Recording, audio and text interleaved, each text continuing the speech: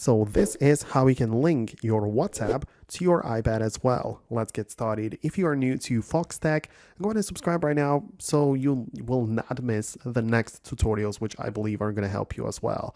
But anyways, on your iPad, go to the App Store directly and download the official WhatsApp application. Well, the WhatsApp hasn't been available for a long time on the iPad platform, but it now is. So you can literally just download the app as usual and have the WhatsApp application ready. Now, when you open it up, it's not going to show you much and it's only going to give you the QR code to be displayed.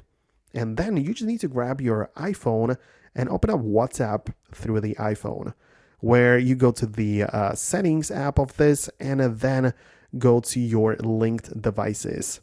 You can tap on linked device and, of course, confirm it. Make sure you go to the camera mode through which you can scan the code on the iPad screen. And after you scan it, you don't really have to do anything else, as all of your chats and all of the things like your WhatsApp UI is going to appear on your iPad, and you can just keep on going and use it right here. So it's actually very simple and very useful because you can just use it directly on the iPad the way you do on the iPhone. So I would really love to hear if you manage to make it work on your device. Go ahead and subscribe below to the channel so you will never miss anything important, and I'll catch you later.